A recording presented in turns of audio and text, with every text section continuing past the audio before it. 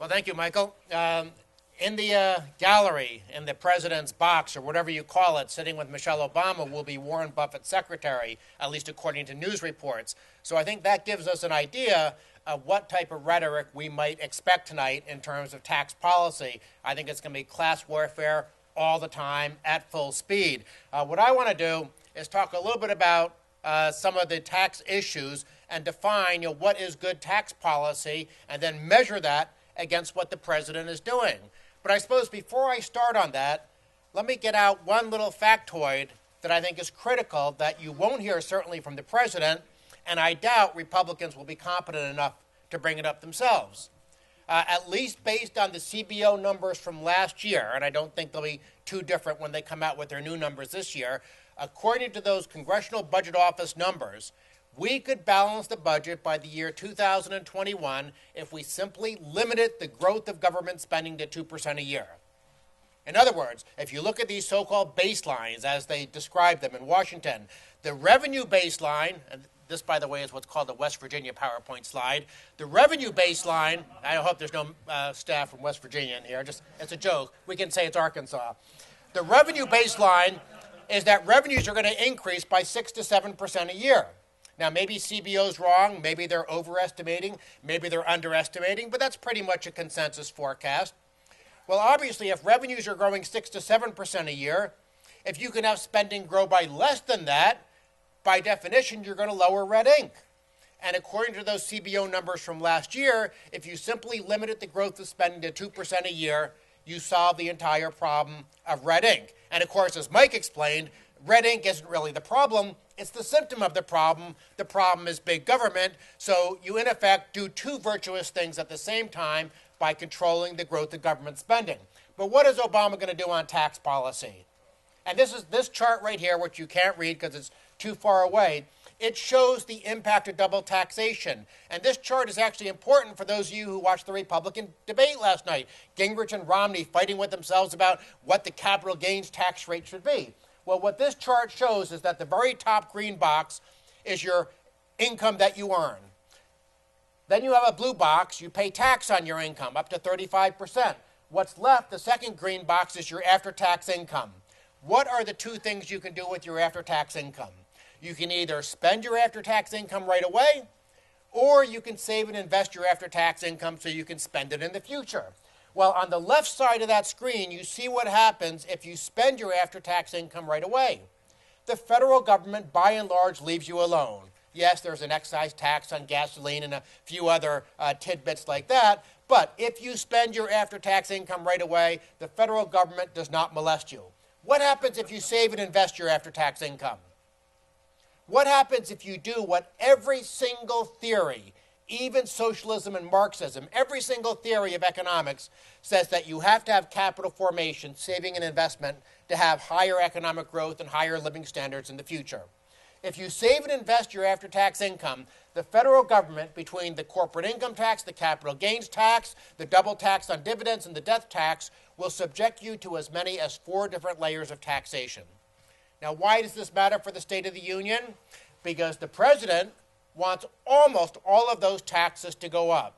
He wants increased double taxation on dividends. He wants increased double taxation on capital gains. He's already restored a death tax. And so what we are doing with our tax code is we are punishing the very behavior that you need for economic growth in the country. But it's not just bad tax policy with high tax rates on income that is saved and invested. This is a chart showing the number of additional provisions added to the tax code on a year-to-year basis. You can see that every single time Congress meets, the problem gets worse. And I'm not just saying it's Congress's fault. Obviously, a lot of the loopholes and preferences and credits and shelters and deductions are put in as a result of presidents asking for them. But this chart right here is from the Commerce Clearinghouse. It shows the number of pages in the tax law. At the very top is when the tax code first began. At the bottom, it's where we are right now, 72,000 pages. In Hong Kong, they've had a flat tax for 60 years. Even after 60 years, the entire tax code, at least the last count I saw, was 157 pages. 157 versus 72,000. I gave a speech in Slovakia a couple of years ago. They have a flat tax. I was giving this example of all the tax forms in the U.S. being stacked up. And this economics professor said, oh, here's our tax code. And she pulled off the shelf something that looked about like a magazine. And I said, wow, your entire income tax is the size of a magazine? And she said, no. This is our entire tax code, excise taxes, VAT, so on and so forth. She opened up the magazine, and she had like 20 pages. This is our income tax.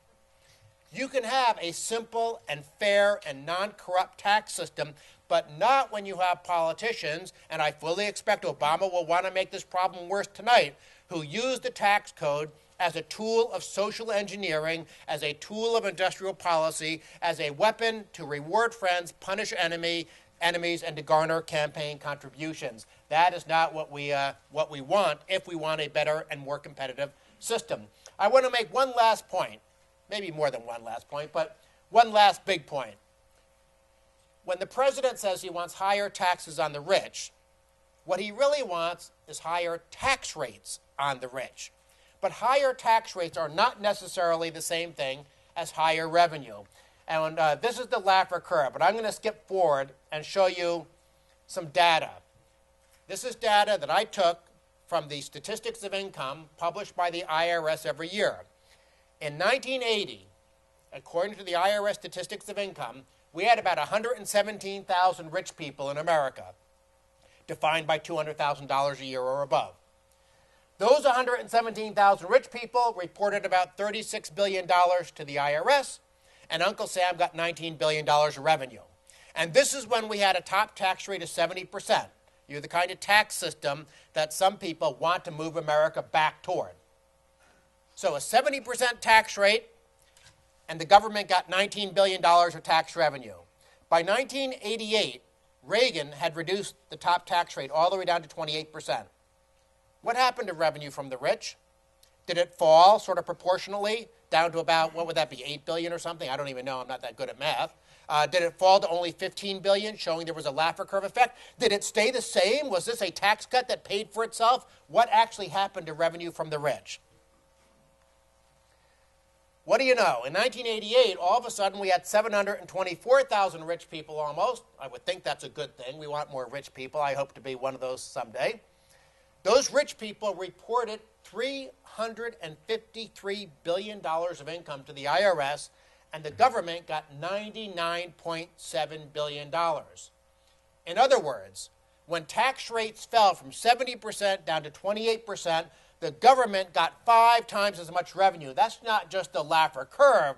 That's the Laffer curve on steroids. They broke into Mark's locker room at the gym, to get that much additional revenue. Now, let me be fair. Let me give you some caveats.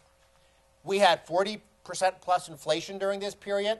We had 7 to 8% population growth. There were other pro-market economic reforms, even going back to the end of the Carter years with transportation deregulation. So we have no idea whether cutting tax rates caused revenues to increase by 2 times, 3 times, 4 times. We don't know. Ask 5 economists, you'll get 9 opinions. But there is no question that when you try to tax the rich, taxable income is going to fall from the rich, and the government will have a hard time collecting as much revenue. Now, maybe in the short run they can, but in the long run, as people adapt their behavior, it's not going to work. And that's why the class warfare approach is unsuccessful. Let me make one final point about the value-added tax. Mike gave you all those horrifying numbers for the growth of the welfare state and the expanding burden of government in America. The only way that will be possible, the only way we will become another Greece, is if somehow Congress makes the mistake of giving the president a new source of revenue. And the only big source of revenue that actually would work would be a VAT. A VAT is a sort of a European form of a national sales tax, but it's hidden in the price of goods. Even the Washington Post, which is sort of the company paper of big government in town, even the Washington Post sort of understands this isn't a good idea. This cartoon shows Uncle Sam holding a VAT tax cauldron, and he's watching Europe, Portugal, and Greece go over the waterfall of fiscal destruction. Why on earth would we want to copy the fiscal policy of nations that are in the middle of going bankrupt and disintegrating with social disarray and enormous fiscal problems. I mean, we're already sort of heading in that direction based on our current entitlement program structure, which is why we need to reform. Why would we want to make it possible for politicians to keep those programs in place and to lead us into chaos by giving them a VAT? It would be a big mistake. Thank you very much.